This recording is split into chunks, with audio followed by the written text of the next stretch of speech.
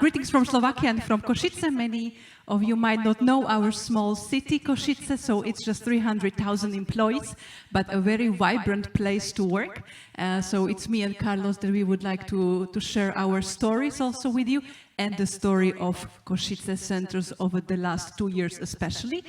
My name is Lea Bodnarova. I was born, raised, studied in Košice, so not very exciting story, but what has kept me in my small city is Holcim, a vibrant place to work, international, and going through ups and downs that we are going to share today with you with the pride of our team. My name is Carlos. I'm dyslexic. Maybe it's not so visual immediately, but will be clear in the next 10 minutes, that for sure. And I happen to be also the director of the Center of Holcim in Slovakia. That is a center that celebrates this year the 10th anniversary. And this is a story I wanted to tell you today, that we are here to tell you, like a 10-year tale. So Holcim at that moment in 2014 decided to establish a center in Košice, quite a bit of an exotic place at that moment, and started to move operations there. You know, the next 4 years, the typical journey of a business service center, gathering activities from what we call the countries, so the usual finance, back office, procurement, accounts payable, you name it. And things were working well. So in 2019, the company decided to create a more established GBS model. That is what you have the representation here. So what does it mean for Holcim to establish that? So big company, maybe you know that Holcim is the global leader in building and solutions for material and building solutions. I told you I was dyslexic. And originally had 2 centers, one in Slovakia and one in Colombia. And as part of the journey of global business services, the company started a new center in India, in Mumbai. A lot of excitement. And this center was going to be the back office of every center. So this double model. So that was in 2019. And then what happened is that the center in India started to take over some activities from the other centers, particularly from Slovakia. So you can imagine that was not an easy, that was before my time, that was not an easy task to do. We are talking about like 150 positions that were transferred to India. That was like 1/3 of the center at that moment. And that was a big hit in the organization. People were a bit lost. There were doubts about the sustainability. What should we do? I don't need to tell you about the cost difference in different locations. So this was the moment when I was appointed in January 2022.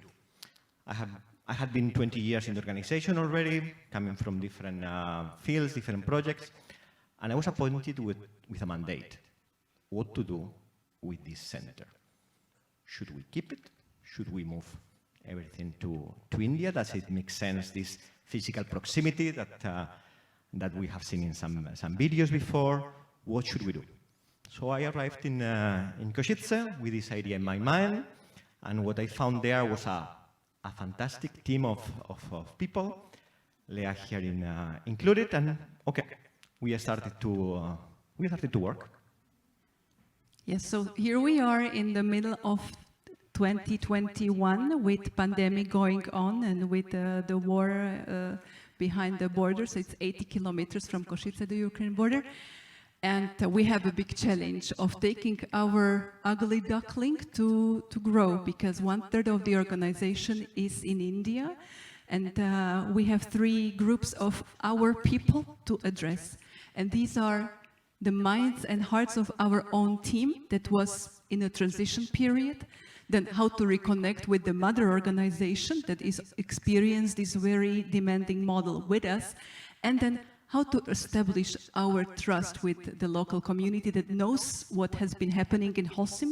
It's a very small city, as I said, so everybody knows about the difficulties of offshoring the processes. So what we did is the program that we established around these 3 pillars.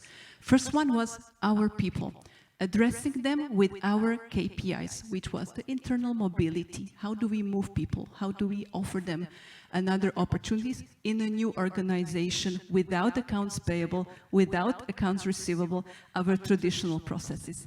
And fortunately, that was also the time for Holcim to bloom RPA and starting experimenting with AI and with some open mind and support from Carlos.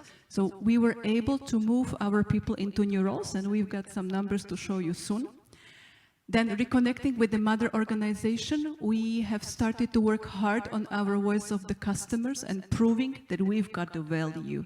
And that was not an easy process of redefining our value, which was no longer in transactional processes, and also for our people to change their identity from transactional to what's new, and we'll show you soon. And the last but not the least, to gain the trust of organizations. So what has been in the heart of Holcim is the brain drain problem in Eastern Slovakia. There are a lot of young talents leaving our country. So we have established a very nice project together with local communities, local innovation centers. Well, Holcim is one of the drivers of local companies. We put forces together. And we bring the students to our organization. We have a program to guide them through a life in corporate, as much as you can do a corporate in a small city. And we try to establish you can stay here feeling with the young talents in the organization, rebuilding also Holcim image. And while finding the purpose, we had to do this with a lot of discipline, because eventually all of this is like nice intentions that I have to have, but had to be proven with numbers. And we know how the corporations are, so we started to have a very, very clear focus on showing the value. Something we did is to start gathering activities, the so-called added value activities, and here I'm talking about topics about sustainability, topic about the recruitment. Now, for example, all the recruitment for the company really from the headquarters in Switzerland is done from Slovakia. I pull certain strings of my 20 years in the organization to start gathering this type of activities, bring them to Slovakia, to the extent that now we have like 1/3 of the center, a bit more than 1/3 of the center focused on these activities, keeping the same people that were going to be released because of the offshoring to India, reskilling the people, giving them also a career path that also resulted in a dramatic in the good sense, in this case, a dramatic drop in the attrition. We were at 20%, and last year went down to an 8%. People really connected, people really willing to learn and to stay. And eventually this attitude brings also the customer satisfaction. I mean, we have the same as all of you, the number with our customers. We are almost in a 90% in 2 years. And it's not that these numbers are just like good. We're the best of all the 3 centers. And this is the challenge and the paradox that probably some of you are having. In a GBS center, you have this dilemma between synergies and cannibalization, if I can say that word, and how to make that work. And this is what we found the way here, and what became like a tale that started in a nice way, and then we had this hiccup. We found that our small center in Slovakia became exactly the ugly duckling, and started to grow. And in the last 2 years, we have this reinventing ourselves, finding the purpose, and really focusing on this value. Whatever value means, also a word with different meanings, but having a future and finding ourselves as a strong partner in the organization. This is a story we wanted to tell you, and we have a video as well, of course.